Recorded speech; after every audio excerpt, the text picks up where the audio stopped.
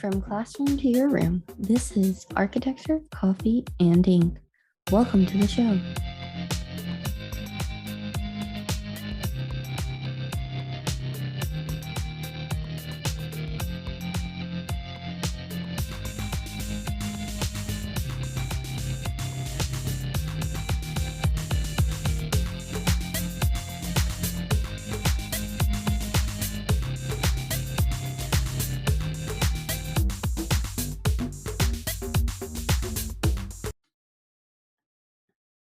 Hello, this is Hollywood C, and you're listening to Architecture, Coffee, and Ink, a podcast dedicated to introducing concepts, detailing out designs, and tackling the architecture that you might not realize the meaning behind.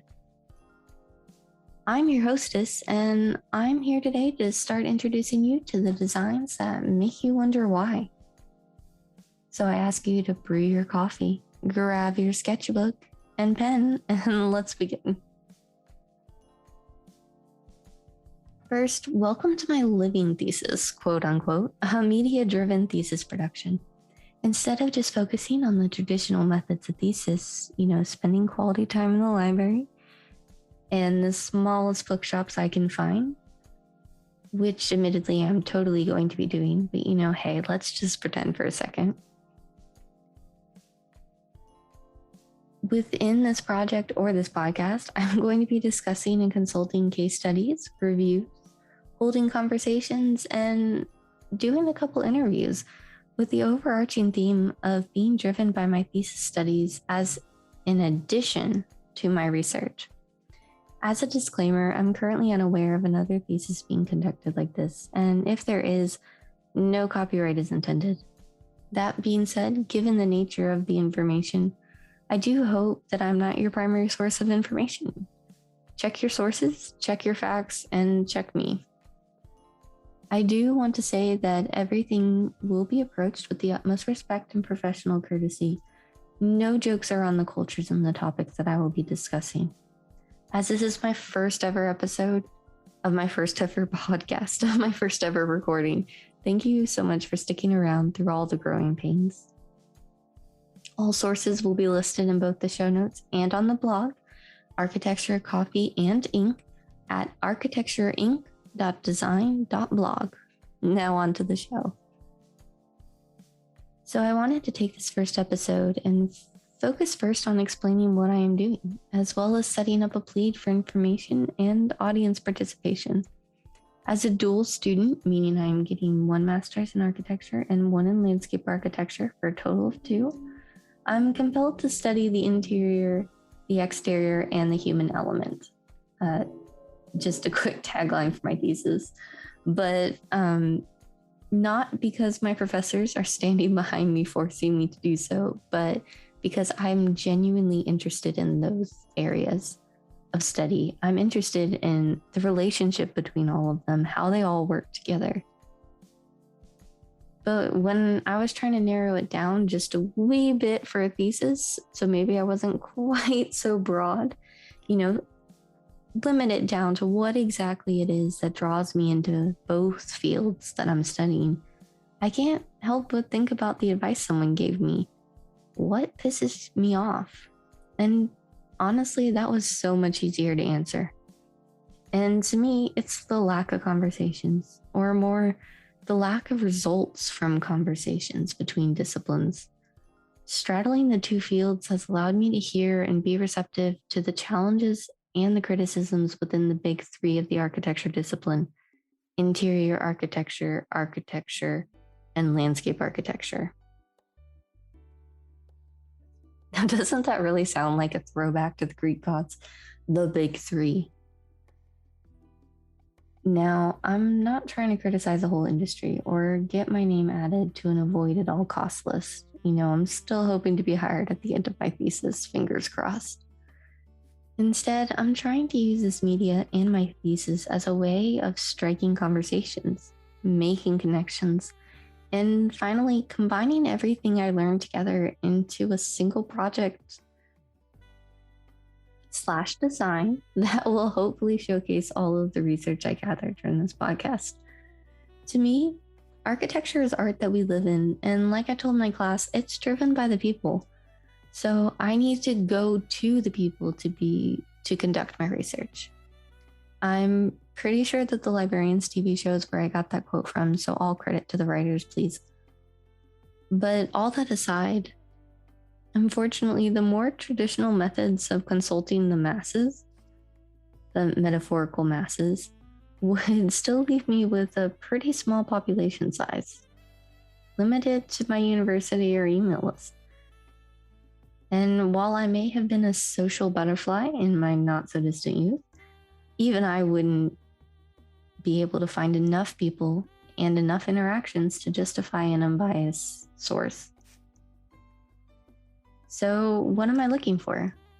I'm looking to share, and I'm looking to hear from you, your stories of architecture, the landscapes that amaze you, suggestions for research and discussions, and whatever and whomever you feel like sharing that week.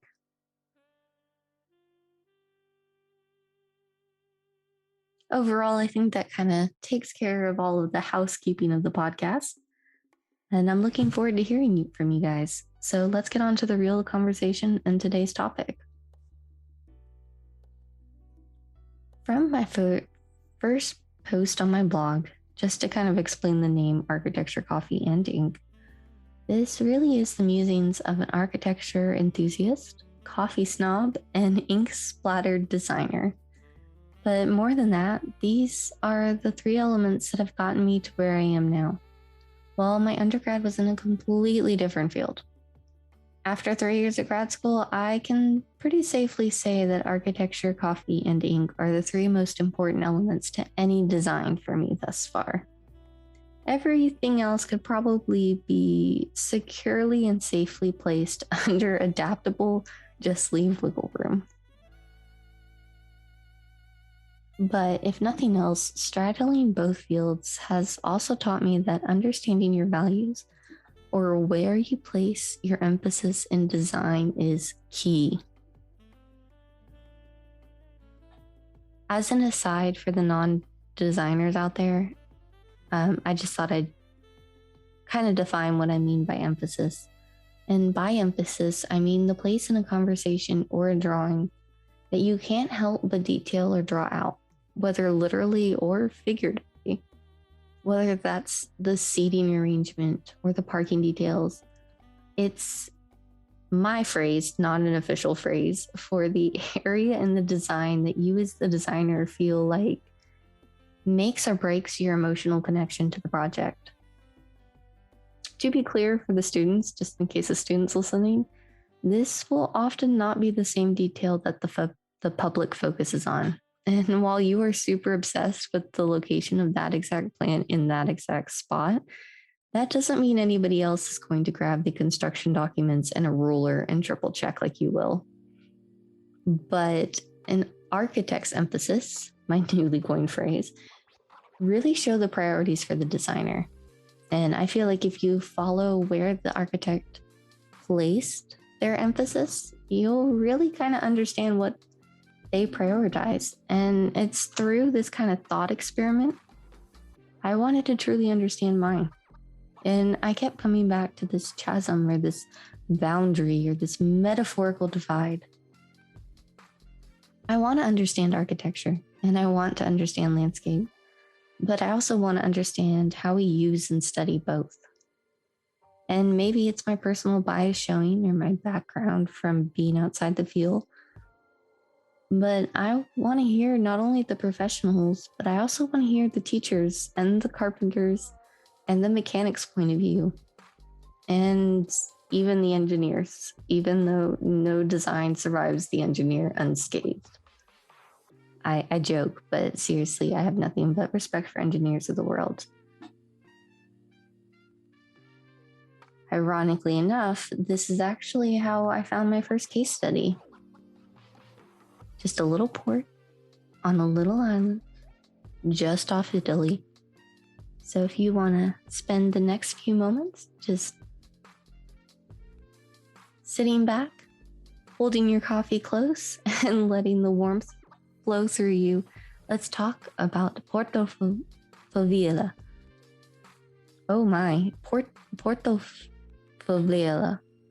I am so sorry for my collegiate Italian coming through. Please let me know if I'm wrong. I think that saying someone's name correctly is the most basic form of respect you can offer somebody. And of course, I just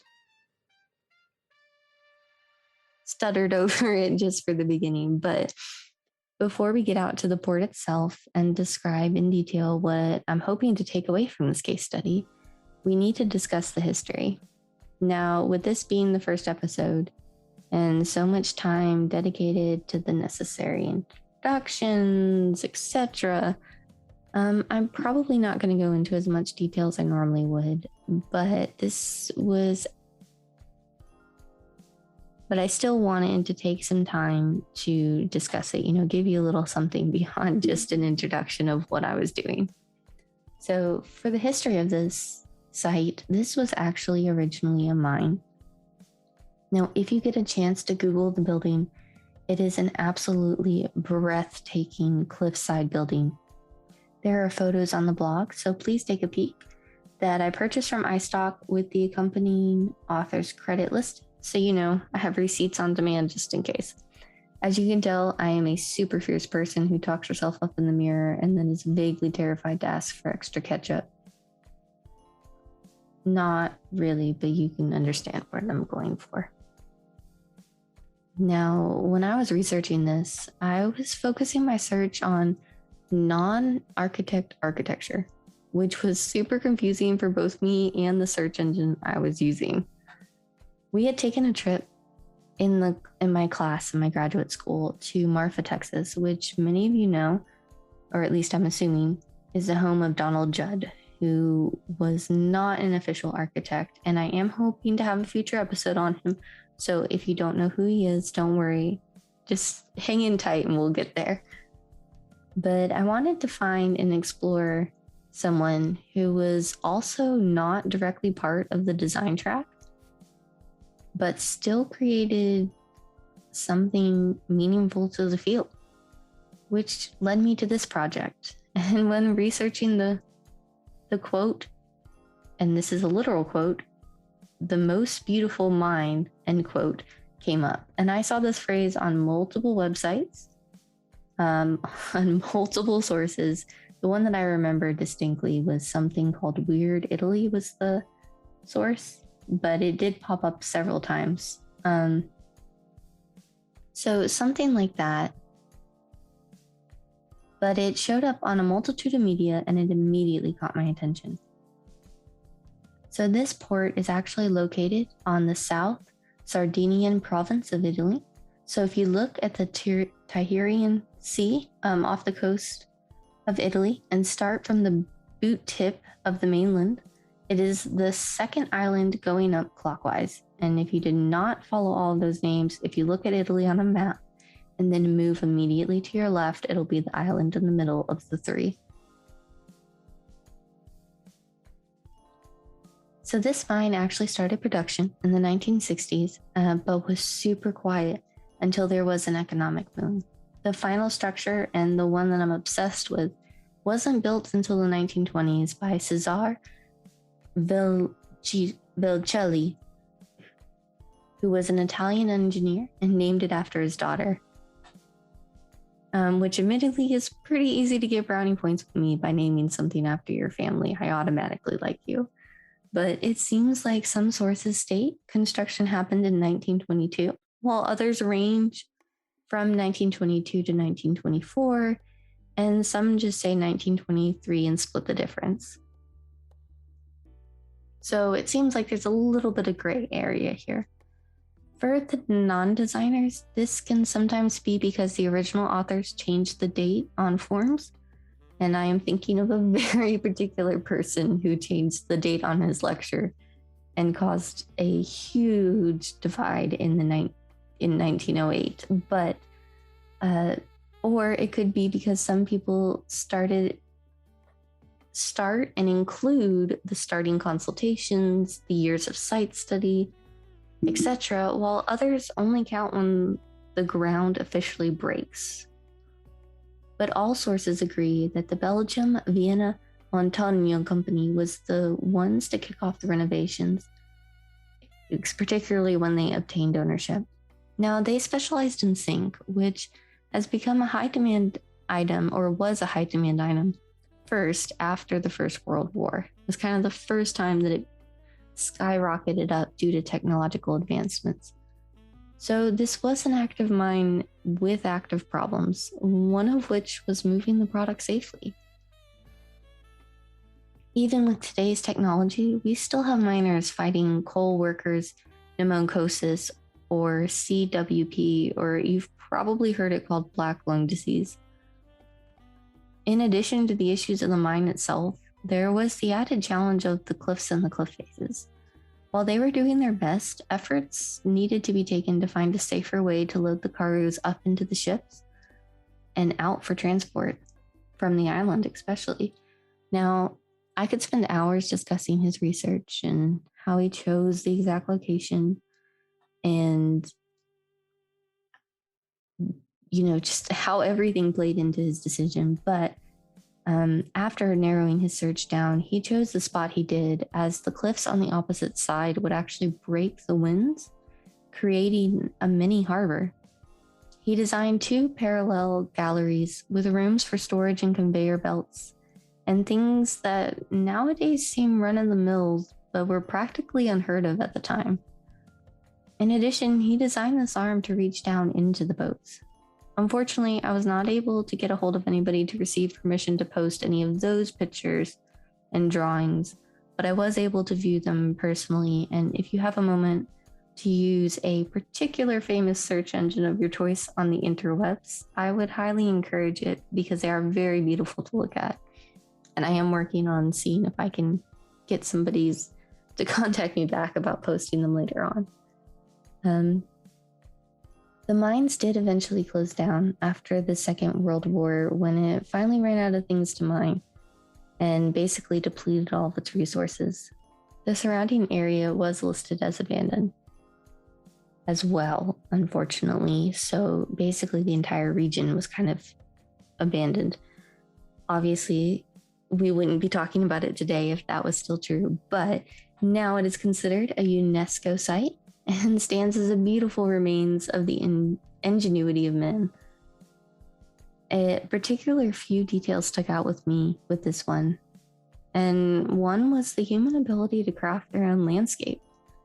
They needed a fix. They found a fix, and they essentially reshaped the world to how they needed it.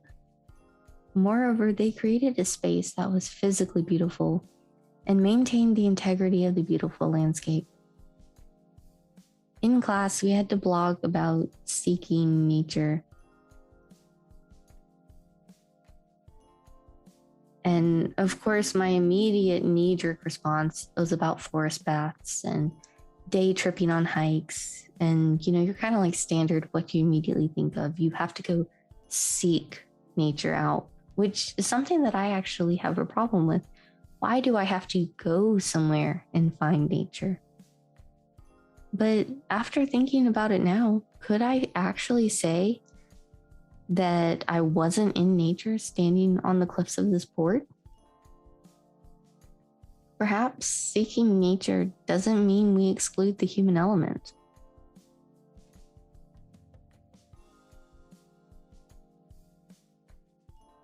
Again, this episode is going to be slightly shorter as I figure out and explore this new media, so thank you for tuning in and trying out my little thesis experiment. You can contact me or read the sources and the accompanying blog post to each episode at Architecture, Coffee, and Ink. The website is, again, architectureinc.design.blog. And if you want to reach out to me directly, my Twitter is @HollywoodConrad, which currently has like 2 reposted articles from Arc Daily and 3 followers. You really can't miss it. Everything will be linked in the show notes, including my incredibly long URL. Hopefully, by next Monday, when the next episode comes out, I will have finished all website changes, but there is a contact form currently at the bottom of the website. You can also email me at architecturecoffeeandink@gmail.com. Unlike the title of the podcast, it is going to be spelt and A-N-D, all one word, all together. So basically without the ampersands. The theme song is by me, made in GarageBand, so thank you for getting through it. I am open for submissions, especially after using basically all of my music lessons at the same time. The other music is from Pixabay and is credited along with the sources. Make sure to take a second, support your local artist, and try something new. And as I sign off for the first time, may your coffee mugs never be full and your inkwells never run dry. Thanks.